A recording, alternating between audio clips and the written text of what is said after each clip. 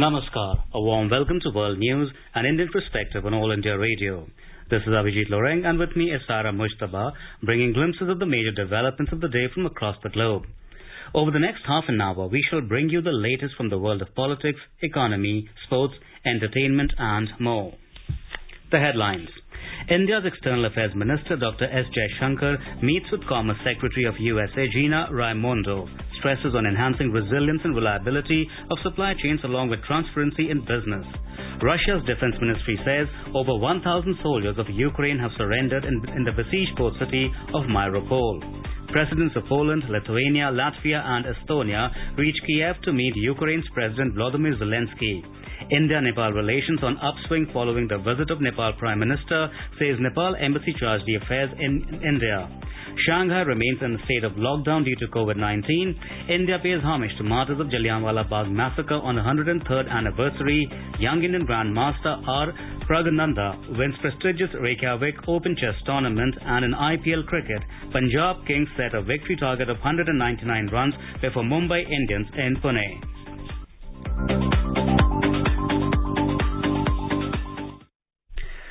India's External Affairs Minister Dr. S. Jaishankar held a meeting with Commerce Secretary of the United States of America, Gina Raimondo. In a tweet, Dr. Jaishankar said, "Our goal is to enhance resilience and reliability of supply chains and enhance trust and transparency in business." Secretary Raimondo expressed interest in continued engagement with Indian government as the United States moved towards the launch of the Indo-Pacific Economic Framework. Earlier, Dr. Jaishankar met the ambassador of the United States Trade Representative Catherine Tai. During the meeting, issues of bilateral trades were discussed. External Affairs Minister S. Jaishankar said that India and the US discussed different issues of Indian subcontinent countries like Sri Lanka, Myanmar, Pakistan and Nepal. Jaishankar, who held a series of high-level meetings during his visit to the United States for the 4th edition of India-US Ministerial 2+2 Dialogue in Washington, has said that there was interest, complete understanding on some developments in the Indian subcontinent. India's Defense Minister Rajnath Singh will visit the headquarters of United States Indo-Pacific Command, Pacific Fleet and the training facilities in Hawaii on Wednesday before returning to India. He is expected to lay a wreath at the National Memorial Cemetery of the Pacific and visit the headquarters of the U.S. Army Pacific and Pacific Air Forces during his brief stay in Hawaii. Defense Ministry said Mr. Singh reached Hawaii for a visit to the headquarters of United States Indo-Pacific Command on Tuesday. On his arrival from Washington, D.C., he was received by Admiral John Aquilino. The United States Indo-Pacific Command and Indian military have wide-ranging engagements, including a number of military exercises, training events and exchanges. Russia's defense ministry has said that 1,026 soldiers of Ukraine's 36th Marine Brigade, including 162 officers, surrendered in the besieged port city of Mariupol. In a statement issued, the ministry said 1,026 Ukrainian soldiers of the 36th Marine Brigade voluntarily laid down arms and surrendered in the town of Mariupol near the Ilyich Iron and Steel Works. There was no immediate comment from the Ukrainian President's office, the Ukrainian General Staff or the Defense Ministry. Russia said the injured Ukrainian soldiers were treated on the spot and taken to Mariupol City Hospital. The presidents of Poland, Lithuania, Latvia and Estonia reached Kiev on Wednesday to meet Ukraine's President Volodymyr Zelensky, the Polish leader's office said. The four joined a growing number of European politicians to visit the Ukrainian capital since Russian forces were driven away from the country's north earlier this month. Heading to Kiev with a strong message of political support and military assistance, tweeted Lithuanian President Gitanas Nausėda on Wednesday. The Polish president's office confirmed on Twitter that they had arrived in Kiev. The meeting will focus on ways to assist civilians and the military in Ukraine, as well as with investigations of war crimes, said a spokesman for Estonian President Alar Karis. It comes the day after U.S. President Joe Biden said Moscow's military operation of Ukraine amounted to genocide, while President Vladimir Putin promised Russia would rhythmically and calmly continue its operation and achieve its goals. The four presidents' offices declined to provide details of the visit for security reasons. India-Nepal relations are on an upswing following the visit of Nepalese Prime Minister to India. During the visit earlier this month, Prime Minister Narendra Modi and his Nepalese counterpart, Sher Bahadur Deoba, jointly inaugurated cross-border passenger train services, RuPay payment system in Nepal and signed several memorandums of understanding. They also inaugurated Solu Corridor 132 kV power transmission line and substation in Nepal built under Government of India's line of credit. The two sides agreed to give a push to the Pancheshwar project. Nepal joined the International Solar Alliance. In an exclusive interview with our Foreign Affairs editor, Dr. Atul Tiwari, the Nepal Embassy in India, Charge d'Affaires Ram Prasad Subedi, outlined the high points of India-Nepal relations.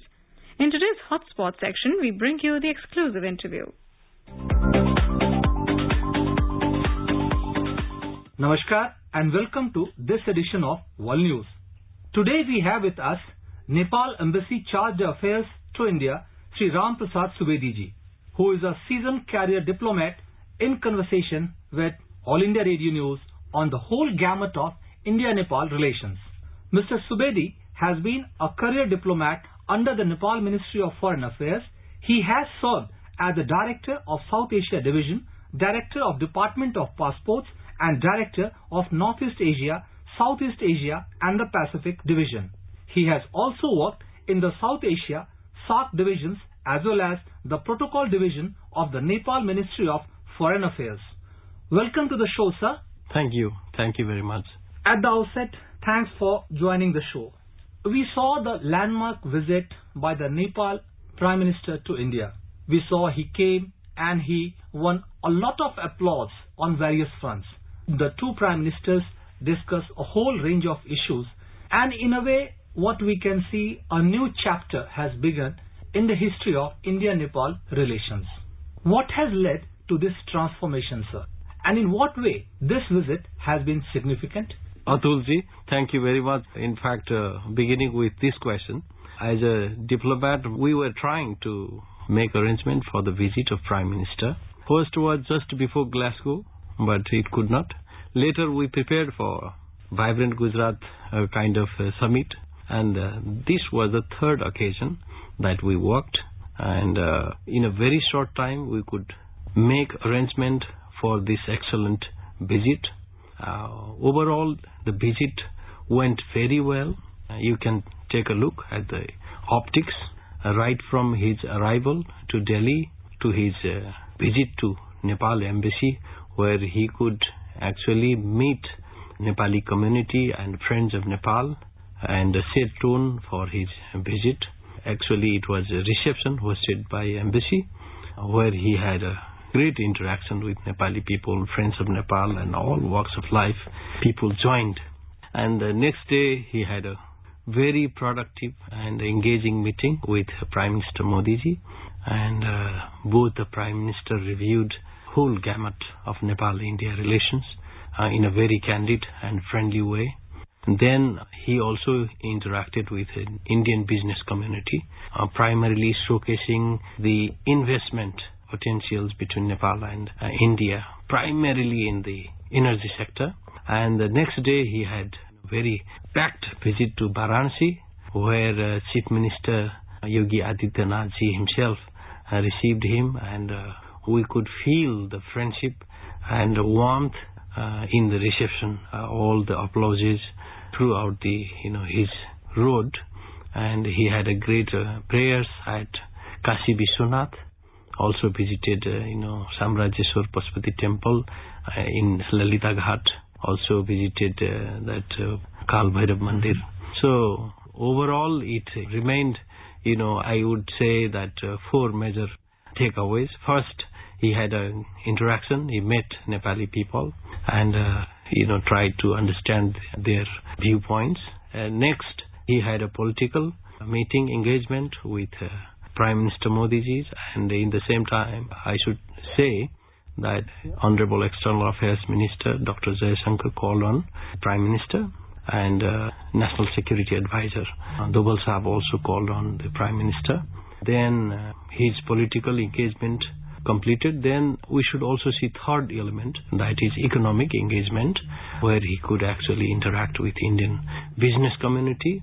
And fourth pillar was the people-to-people cultural and historical friendship that we showcased in Varanasi trip.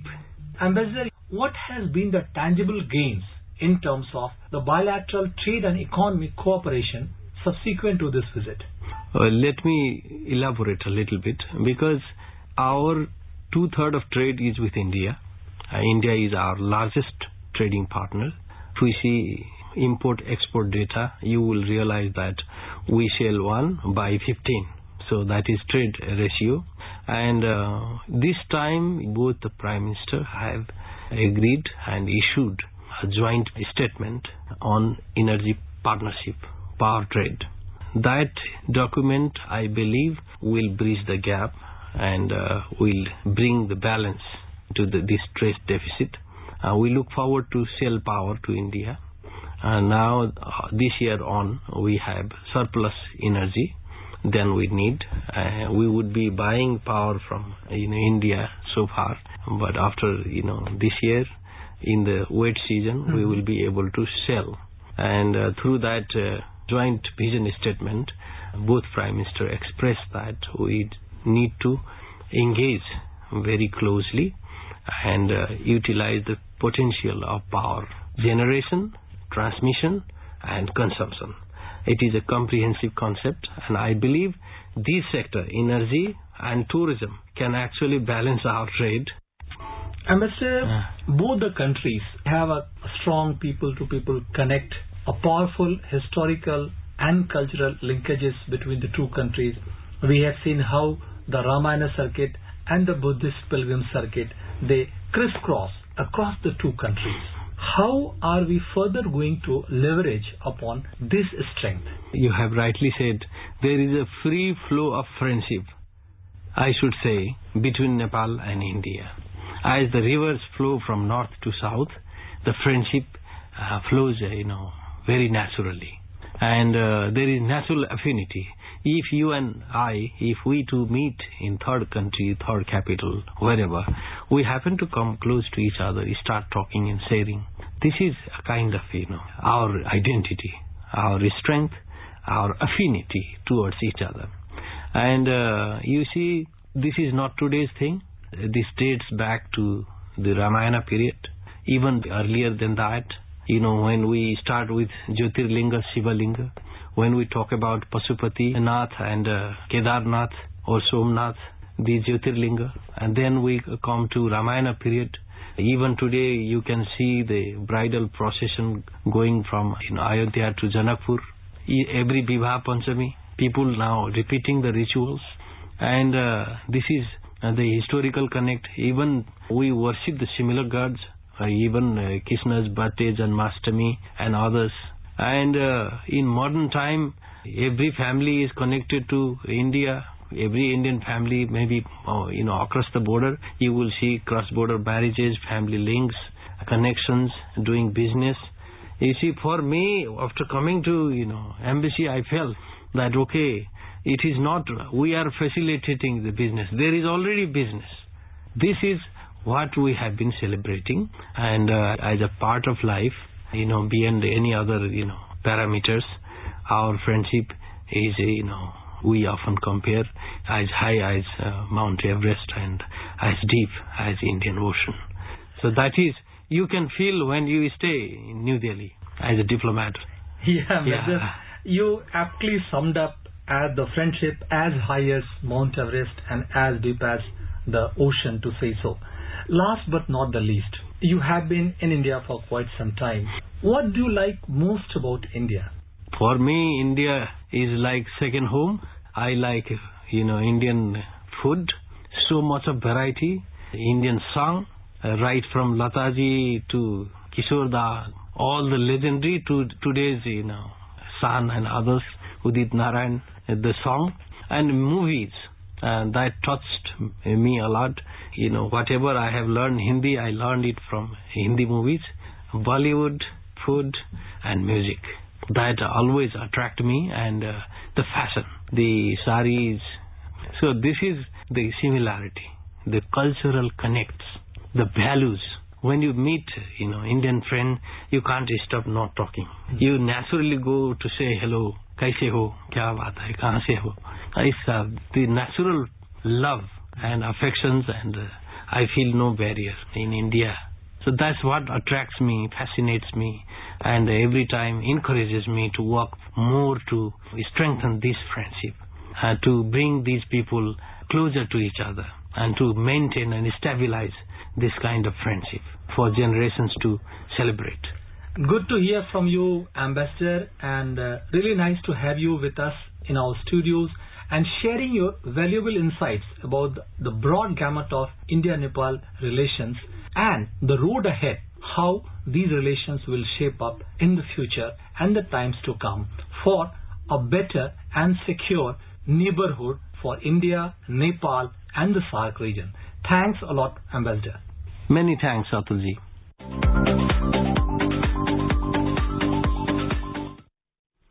This is All India Radio giving you the news. For quick news updates round the clock, follow us on Twitter at AIR News Alerts. Due to the severe COVID-19 situation and lockdown in China's biggest city, Shanghai, the Consulate General of India in the city will operate in remote mode till the situation gets back to normal. A notice from the Consulate General of India in Shanghai said, as the city of Shanghai continues to remain sealed and controlled in different degrees by the Shanghai Municipal People's Government, the Consulate General of India, Shanghai, will remain inaccessible and will not be in a position to provide consular services in person. Considering the above situation, Indian citizens in Eastern China region may apply at the Embassy of India, Beijing, for availing urgent consular services, the notice said. Shanghai is still in lockdown despite the local government's announcement of some relaxations in selected zones, as Shanghai again reported nearly 23,000 new locally transmitted cases on Tuesday. 20 people from different parts of Balochistan have gone missing after being abducted, allegedly by Pakistani military forces. A report. In a report, the Balochistan Post says that Pakistani forces have detained 15 people from Gomazi Kech district of Balochistan and shifted them to an unknown location. According to sources, Pakistani forces allegedly abducted 5 more people from different parts of Balochistan. Pakistani security forces allegedly abducted 3 men from the Karki area of Panjgur district. On the same day, they also abducted a school teacher from Awaran and another person from Khusdar area of Balochistan on Sunday. Dozens of people have reportedly gone missing from Balochistan this year. At least 50 people went missing only in February, including a large number of students and teachers. Meanwhile, a protest camp by missing persons' families goes on continuously for more than a decade in front of the Quetta Press Club against enforced disappearances. Abhishek Mukhopadhyay for World News, All India Radio. In Sri Lanka, amid rising protests over the unprecedented economic crisis, Prime Minister Mahinda Rajapaksa has said the government is ready to hold discussions with the protesting youth. A spokesperson from the Prime Minister's office confirmed that if the protesting youth agree, the government is ready to meet and discuss the ongoing crisis situation. The youth are demanding the resignation of President Gotabaya and his entire family members from the government. There have been continuing protests across the country, blaming the government for its mishandling of the forex crisis, which led to severe shortages of essentials. Meanwhile, President Gotabaya has defended his government's actions and said the foreign exchange crisis was not his making and the economic downturn was largely pandemic-driven as the nation's tourism revenue and inward remittances waned. An overloaded truck carrying 29 people flipped over in Indonesia's West Papua province on Wednesday, killing 18 passengers, including a toddler, local authorities said. The truck was going downhill in the remote Arfak Mountains at dawn when the driver lost control and hit a cliff while attempting to brake. The local police chief in Manokwari district, Parisian Herman Gulthom, told the media. The death toll from landslides and floods from after Tropical Storm Meiji in Philippines rose to 58 on Tuesday. Rescue crews were still seeking to find survivors in flooded villages, digging through mud and wading through chest-high water. However, officials said the death toll from Sunday's natural disaster is only expected to rise. Villages around Bay City in the central Leyte province are worse hit. Authorities say more than 100,000 people in southern and eastern Philippines islands have been affected by the storm. Algeria accused its neighbor Morocco of killing 3 people in an attack on the edge of the contested territory of Western Sahara. According to media reports, an airstrike on Sunday hit a convoy close to the Mauritanian border with Western Sahara. Algeria's foreign ministry in a statement alleged that Morocco tried to target citizens from 3 countries in the region outside of its internationally recognized territories. Meanwhile, neither Morocco nor Mauritania have commented on the claims. Relations between the two northern African countries have long been strained, with the status of Western Sahara being a particular point of contention.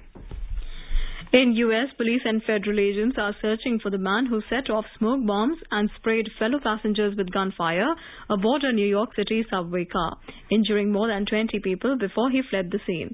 The attack erupted during Tuesday morning commuter rush as the Manhattan-bound N-Line train was pulling into an underground station in Brooklyn's Sunset Park neighborhood. Police authorities have also offered rewards totaling $50,000 for information leading to the arrest of a suspect they believed acted alone. India's Prime Minister Narendra Modi will inaugurate the Pradhan Mantri Sangrahalaya on Thursday. The Pradhan Mantri Sangrahalaya is built at Delhi's Teen Murti estate and covers the lives and contributions of all the 14 former Prime Ministers of the country. Guided by the vision of Prime Minister Narendra Modi, Pradhan Mantri Sangrahalaya is a tribute to honour the contributions of all former Prime Ministers. It is an inclusive endeavour aimed at sensitizing and inspiring the younger generation about the leadership, vision and achievements of all Prime Ministers of the country. India paid homage and tributes to the martyrs of Jallianwala Bagh massacre on the 103rd anniversary on Wednesday through various programs organized across the country. A special function was held at Jallianwala Bagh in Amritsar, Punjab to pay homage to the martyrs who lost their lives in the massacre during the English rule on the 13th of April 1919. In US, inflation soared over the past year at its fastest pace in more than 40 years, with costs of food, gasoline, housing and other necessities squeezing consumers. The Labour Department said on Tuesday that its consumer price index jumped 8.5% in March from 12 months earlier, the sharpest year-on-year increase since 1981. According to media reports, prices have been driven up by bottlenecked supply chains, robust consumer demand and disruptions to global food and energy markets worsened by Russia's Ukraine confrontation. And now a report from the business world. The Sensex plunged 237 points or 0.41% to finish at 58,339. The Nifty also tumbled 55 points or 0.31% to settle at 17,476. In global share markets, Asian stocks climbed except China's Shanghai Composite Index, which declined 0.8%. Japan's Nikkei 225 and South Korea's Kospi both surged 1.9% each. Singapore's Straits Times was closed 0.4% up and Hong Kong's Hang Seng rose 0.3%. European share markets were down in intraday trade. Brent crude prices rose around 2% after Moscow said that peace talks with Ukraine had hit a dead end. These reports fueled supply worries, while weak economic data from China and Japan kept a cap on gains. In intraday trade, Brent crude was trading at $106.40 per barrel. And in the forex market, the rupee weakened 5 paise against the US dollar. The domestic currency closed at 76 rupees and 18 paise per dollar. Gaurav Havanlal for World News, All India Radio. On to sports now. Young Indian Grandmaster R. Pragyanand won the prestigious Reykjavik Open Chess Tournament in Reykjavik, Iceland, with 7.5 points from 9 rounds. The 16-year-old Pragyanand defeated compatriot GMD Jukesh in the final round on Tuesday to emerge as the sole winner. The highly rated Indian remained unbeaten through the 9 rounds and finished with wins over Mathieu Cornet of France and Gukesh in the last 2 rounds. He had recently hogged the limelight after stunning world number 1 Magnus Carlsen in an online tournament. In IPL cricket, Punjab Kings have set a victory target of 199 runs before Mumbai Indians at the Maharashtra Cricket Association Stadium in Pune. In reply, Mumbai Indians were 138 for 4 in 14 overs when reports last came in. Earlier, Mumbai won the toss and elected to field. Last night, Chennai Super Kings beat Royal Challengers Bangalore by 23 runs at D.Y. Patil Sports Academy in Navi Mumbai. And now let us take a look at the major developments around the world as reported in the foreign press. Let us take a look at the press reports on China. Local media reported Shanghai is still in COVID lockdown despite the local government's announcement of some relaxation in selected zones. The Mint writes, India hopes Pharma City Hyderabad will break China's grip on industry. Hindustan Times writes, the United States supports India as a defense industry leader in the Indo-Pacific and a net provider of security in the region, U.S. Secretary of Defense Lloyd G. Austin said after the two countries held a crucial 2+2 ministerial dialogue on Monday. ANI reports China's human rights violations forces Tibetans to attempt self-immolations, says a report by Tibet Rights Collective. Now let's take a look at the press reports on Pakistan. The Express Tribune reports that the Pakistan Tehreek-e-Insaf Party on Tuesday announced that it will hold a mammoth public gathering at Minar-e-Pakistan on 24th of April against the alleged foreign conspiracy behind the regime change in the country. The Dawn reports that the new Pakistan Prime Minister has ordered that all public offices from Wednesday onwards would open at 8 a.m. and abolished the official holiday on Saturday. Business Recorder headline reads, N plants set up by China run into financial problems. Now let's have a look at the press reports on Nepal. PTI reports that Nepal's finance minister has dismissed claims by opposition parties that the country's economy will deteriorate further in the coming days, saying that the Himalayan nation's economic performance is positive. BBC reports that India's neighbours seem to be staring into an impending economic crisis. Now let's take a look at what made headlines in Afghanistan. AP reports that after the Taliban seized control of Afghanistan in August, following the complete pullout of US troops, a New York Times investigation discovered that about 500 former state officials and military personnel were either murdered or disappeared within 6 months of the extremist resurgence. The print reports that school banned for Afghan girls, but Taliban leaders' daughters play football, study medicine abroad. More than 24 top Taliban leaders are educating their daughters at schools in Doha, Peshawar and Karachi. The Siyasat Daily writes that Tehran has sought protection of its diplomatic missions in Afghanistan and necessary guarantees for the safe operation of its diplomatic offices in the country. India and the UK strongly condemned terrorism in all its forms and manifestations and emphasized on the need for strengthening international cooperation to comprehensively combat the global threat of terrorism and the importance of perpetrators of terrorist attacks being systematically and expeditiously brought to justice. This was agreed at the 15th meeting of the Joint Working Group on Counter-Terrorism in London on April 4 and 5. The Indian delegation was led by Mahavir Singhvi, Joint Secretary for Counter-Terrorism in the Ministry of External Affairs, MEA, while the UK delegation was headed by Shoal Squares, Director General of Homeland Security. The two sides shared their assessment of the terrorist and extremist threats in their respective territories and regions, including threats posed by globally sanctioned terrorist entities and individuals, while emphasizing the need for taking concerted action against all terrorist networks. A quick look at the headlines once again. India's External Affairs Minister Dr. S. Jaishankar meets with Commerce Secretary of U.S. Gina Raimondo, stresses on enhancing resilience and reliability of supply chains along with transparency in business. Russia's defense ministry says over 1,000 soldiers of Ukraine have surrendered in the besieged port city of Mariupol. Presidents of Poland, Lithuania, Latvia and Estonia reached Kiev to meet Ukraine's President Volodymyr Zelensky. India-Nepal relations on upswing following the visit of Nepal Prime Minister, says Nepal embassy saw the affair in India. Shanghai remains in a state of lockdown due to COVID-19. India pays homage to the martyrs of Jallianwala Bagh massacre on the 103rd anniversary. Young Indian Grandmaster R. Pragnanda wins prestigious Reykjavik Open Chess Tournament. And in IPL cricket, Punjab Kings set a victory target of 199 runs before Mumbai Indians in Pune. And now, before we end, let us listen to Mahatma Gandhi's favorite bhajan,